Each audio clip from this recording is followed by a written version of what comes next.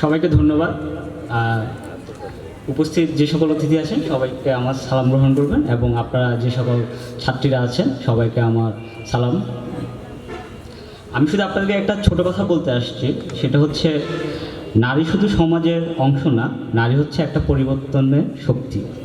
একটি সমাজ যখন পরিবর্তন করতে হয় তখন আসলে নারীদের উপর অনেক নির্ভরশীল, কারণ নারীরা যেটা পারে সেটা আসলে আমরা অনেক পুরুষ যারা আছি তারা আমরা পারি না। আপনারা যখন নারী হিসেবে যখন কোনো কাজ করতে যাবেন তখন হয়তো আপনাদেরকে অনেকে বলবে যে আপনারা এটা পারবেন না, আপনারা ওটা পারবেন না। এই ধরনের কথাকে আপনারা আসলে কখনো পাত্তা দিবেন না। আপনারা যেটা পারবেন সেটা আপনারা করতে চাইবেন, এবং আপনারা যখন করতে চাইবেন তখন আপনাদের ভুল হবে। এই ভুলটা যখন আপনারা স্বীকার করবেন, পরবর্তীতে যখন এই কাজটা আপনারা করতে যাইবেন আবার তখনই সেই কাজটা আপনারা ভুল থেকে শিক্ষা নিয়ে নতুনভাবে শুরু করতে পারবেন। আমরা যখন আমাদের চারপাশে দেখি যে অনেক হানাহানি, ধ্বংস, অনেক অত্যাচার হচ্ছে, নারীদের প্রতি অনেক বেশি অবিচার করা হচ্ছে, তখন আমরা আসলে নারী হিসেবে আমরা নারীদের কথা শুনতে চাই না। অনেক সময় নারীরা নারীদের বাসা পরিবার থেকেও সাপোর্ট পায় না। তো সেই জায়গাটা আপনারা, আমি বলবো আপনারা মিডিয়েটরের মাধ্যমে সেই জায়গাটা আপনারা কাজ করতে পারেন। যখন ধরেন আমরা ছোটোবেলা থেকে প্রাত্যহিক জীবনে আমরা দেখেছি, আমরা যখন বাসায় আমরা দুই ভাই বোনের মধ্যে ঝগড়া করি, আমরা ভাই ভাই বোনে বোনে ঝগড়া করি, তখন আমাদের ঝগড়াটা কে থামায় বলেন তো? আমাদের মা বাবা। সেখানে মিডিয়েটর হিসেবে কাজ করে কে? মা অথবা বাবা।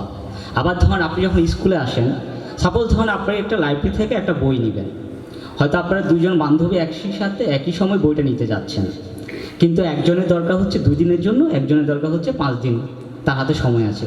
তখন সেই শিক্ষক সিদ্ধান্ত নিবে আপনাদের দুজনের সাথে কথা বলে কাকে বইটা আগে দেওয়া যায়। তো আপনারাই বলেন বইটা আপনারা কাকে দিবেন? যার হাতে 2টা দিন সময় আছে তাকে দিবেন, না যার হাতে 5টা দিন সময় আছে? তখন তাহলে এখানে মেডিটেশন কাজ করছে কারা? শিক্ষক। যেমন ধরেন আপনারা ক্লাসে একটা বেঞ্চে আপনারা 2 বান্ধবী বসতে চাচ্ছেন, এবং আপনারা খুবই ঘনিষ্ঠ বান্ধবী, এবং আপনি তখন সেখানে যদি আপনাদের 2 বান্ধবীকে এই সলিউশন দেওয়ার জন্য যদি আরেকজন বান্ধবীকে ডাকেন, আপনাদের কি মনে হয় ওই সলিউশনটা ভালো হবে? ভালো হবে না। সেক্ষেত্রে আপনারা কী করবেন? একজন শিক্ষক অথবা একজন সিনিয়র কাউকে ডাকবেন। উনি যখন আপনাদের দুজনের সাথে কথা বলবে, তখন কথা বলে উনি আপনাদের দুজনকে একটা সমঝোতার মাধ্যমে সে সমস্যাটা সমাধান করবেন। তাহলে এখানে মেডিটেশন কাজ করেছে কে? শিক্ষক।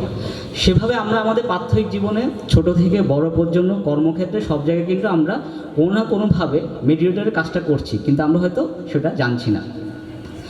বিমস অথরিটি সেটাকে আপনাদের চোখের সামনে খুলে দিচ্ছে।